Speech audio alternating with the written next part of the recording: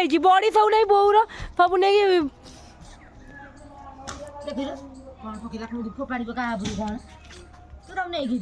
ମୁଁ କ'ଣ କରିବି ଯୋଉଠି ତ ଗଲେ ସେମିତି ଚାହୁଁଛି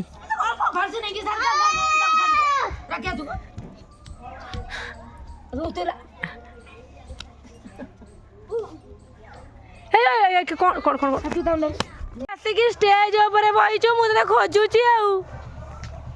ଭଲ ବା ବୋଉ ତୁ ଆଡ଼କୁ ପଳେଇ ଯାଇଛୁ ମୁଁ ସାଡ଼େ ଖୋଜୁଛି ସେ ଗାଧେଇବ ନେଇକି ପୁଅ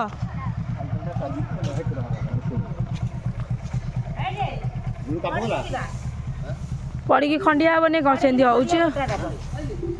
ପଡ଼ି ସେମିତି ହଉଛି ଦୁଷ୍ଟ ଆଉ କି କ'ଣ କରିବ ଚାଲ ଗାଧେଇବୁ ଚାଲ ଘରୁ ଚାଲ ମାନେ ଦେଖନ୍ତୁ ମୋ ପୁଅ ଏତେ ଦୁଷ୍ଟ ଛୁଆ ଏ ଚାମଚଟା ଦେଖନ୍ତୁ କେମିତି ଭାଙ୍ଗିଦେଲା ଏଇଟା ରୂପା ଚାମଚଟା ମାନେ ପୁରା ଭାଙ୍ଗି ଦେଇଛି ଆଉ ଟିକେ ମାନେ ସିଧା କଲେ ପୁରା ଭାଙ୍ଗିଯିବ ମଙ୍କା କରିକି ଭାଙ୍ଗିଦେଲା ତା ବାପା ତା ପାଇଁ ଆଣିଥିଲେ ଛୋଟ ଯେତେବେଳେ ବର୍ଷେ ତାକୁ ହେଲା ତା ଅନ୍ନପ୍ରାଶନ ଆମେ କରିଥିଲୁ ତାପରେ ରୂପା ଗିନା ଆଉ ଚାମଚ ତା ବାପା ତା ପାଇଁ ଆଣିଥିଲେ ସବୁ ଜିନିଷ ତା ବାପା ତା ପାଇଁ ବହୁତ କିଛି ଜିନିଷ କରିଥିଲେ ସବୁ ଜିନିଷ କିନ୍ତୁ ଭାଙ୍ଗି ତୁଟି ନଷ୍ଟ କରିଦେଲା ଆଜି ଦେଖିଲା ବାପା ନାହାନ୍ତି ନା ଆଉ କିଛି ତ ଖାଇବାକୁ ତ ଗଣ୍ଡେ ଆଉ ପାଉନି ଆଉ ଜିନିଷ ତାକୁ କିଏ ଦେବ କ'ଣ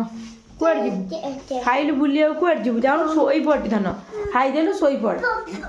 ଆଁ କୁଆଡ଼େ ଯିବୁ କବାଟ ଦେଇକି ମୁଁ ଖୁଆଏ ନହେଲେ ସେ କୁଆଡ଼େ କୁଆଡ଼େ ଦୌଡ଼ିବ ତାକୁ ଆଳୁ କଦଳୀ ଭଜା କରୁଛୁ ଗୁଡ଼ୁ କୁଆଡ଼େ ଗଲା ଧନ କଦଳୀ ଆଳୁ ଭଜା ଖାଇବୁ ମାନେ ଆପାର୍ଟମେଣ୍ଟ ତ ଦେଖିଥିଲେ କାଲି ବଡ଼ି ଯେଉଁ ବରା ହେଇଥିଲା ଖରାରେ ଶୁଖା ହେଇଛି ଦୁଇଟା ନେବା ଭାଜିକି ଖାଇବା ଭାତ କାଲି ମୁଁ ଜମା ଭାତ ଖାଇନି ନା ମୋତେ କାଲି ଭାତ ଖାଇବା ଇଚ୍ଛା ହେଲାନି ଦିନ ସାରା ଭାତ ଖାଇନି କାଲି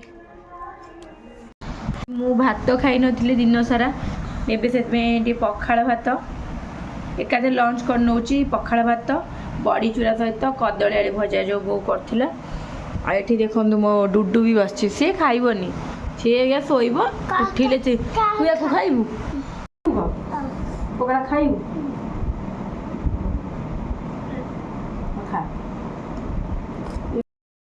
ସେଇ ବାପା ଯେଉଁ ପଇସା ଦେଇଥିଲେ ସେଇ ପଇସା ମୋ ପାଖରେ କ'ଣ ପଇସା ଅଛି ଆଉ କ'ଣ ଆଣିବୁ ପୁଅର ଆଉ ସେ ତ ମ୍ୟାଗି ଖାଉନି ମ୍ୟାଗି ଆଣିବୁନି 10 ଟଙ୍କା ଚିନି ନେଇଯାଇଥିବୁ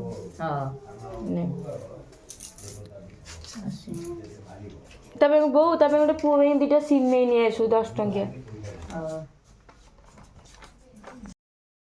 ମକର ସଂକ୍ରାନ୍ତି ଯୋଗୁରୁ ଆଜି ମେଳା ହେବ ଆମ ଯେଉଁ ଗ୍ରାମ ଦେବତୀ ସେଠି ମେଳା ହେବ ରୋଷେଇବାସ ବି ହେଉଛି ଖାଇବା ପିଇବା ଅଛି ମୋ ପୁଅକୁ ବି ନିମନ୍ତ୍ରଣ ଅଛି ହେଲେ ସେ ତ ଭାତ ଖାଇବନି ରାତିରେ କେବେ ଯିବା ସେ ଠାକୁରଙ୍କ ପାଖକୁ ଯିବା ଯିବା ଦେଖିକି ବୁଲିକି ଆସିବା ଦେଖିବା କ'ଣ ସବୁ ରୋଷେଇ ହେଉଛି ଆଉ ଟିକେ ରହ ଯିବା ରାତି ତ ହେଇଗଲାଣି ହଉ ଚାଲ ଯିବା ଆଉ ପାଣି ପିଇଦେଲୁ ହର ନେଇପାରିବିନି ତୁ ଚପଲ ପିନ୍ଧି ଯିବା ତୋ କଣ୍ଢେଇ ଚପଲ କାଖେଇ କେମିତି ନେବି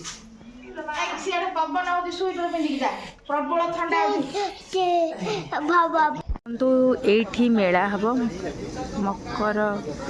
ମେଳା ହୁଏ ହେଇନି ହବ ହେଲେ ମୋ ପୁଅ ଏବେଠୁ ଉଚ୍ଛନ୍ନ ଦେଖନ୍ତୁ ଏଇଠି ହେବ ସବୁ ବକ୍ସ ଗୁଡ଼ା ସବୁ ଥୁଆ ହେଲାଣି ସଜା ବି ହେଇଛି ଏଠି ଦେଖନ୍ତୁ ଅନ୍ଧାର କି ଦେଖାଯାଉନି ଏଠି ରୋଷେଇ ହେଉଛି ଏଇଟା ହେଲା ଆମ ଗ୍ରାମ ଦେବତୀ ମନ୍ଦିର ମା କରୁଣେଇ ଆଉ ଏଇ ଯେଉଁ ଜାଗା ଦେଖୁଛନ୍ତି ମୁଁ ସେ ଆଉ ଗୋଟେ ଭିଡ଼ିଓରେ ଆପଣମାନଙ୍କୁ ବି କହିଥିଲି ଏଇ ଯେଉଁ ଜାଗା ଦେଖୁଛନ୍ତି ଏଇ ଜାଗାରେ ସେଦିନ ମୋ ସ୍ୱାମୀଙ୍କ ସହିତ ମୋ ପୁଅର ମୋର ଶେଷ ଦେଖା ତା 5 ଦିନ ପରେ ମୋ ସ୍ୱାମୀଙ୍କର ଡେଥ୍ ହେଇଗଲା ଆମ ଘରକୁ ଆସିଥିଲେ ମା ପୁଅକୁ ଏଇଠି ଛାଡ଼ିକି ଗଲେ ଆମେ ମେ ମାସରେ ପଳେଇଥାନ୍ତୁ ତାଙ୍କର ଏପ୍ରିଲ 27ରେ ଡେଥ୍ ହେଇଗଲା ଅନ୍ଧାରେ କୁଆଡ଼େ ଯାଉଛୁ ଚାଲ ତୁ ବୁଲିଲୁ ଘର ମେଳା ହେଲେ ଆସିବୁ ଚାଲ ଘରକୁ ଚାଲ ପଳେଆ ମେଳା ହେଲେ ଆସିବୁ ଚାଲ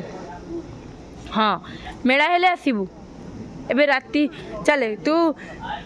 ଚାଲେ ଡୁଡୁ ଯାନି ଛାଡ଼ୁ ଯାନି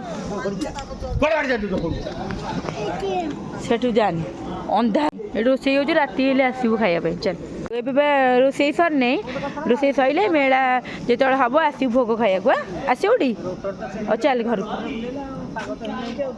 କାଦୁଆ ଥାନ୍ତା ଯେ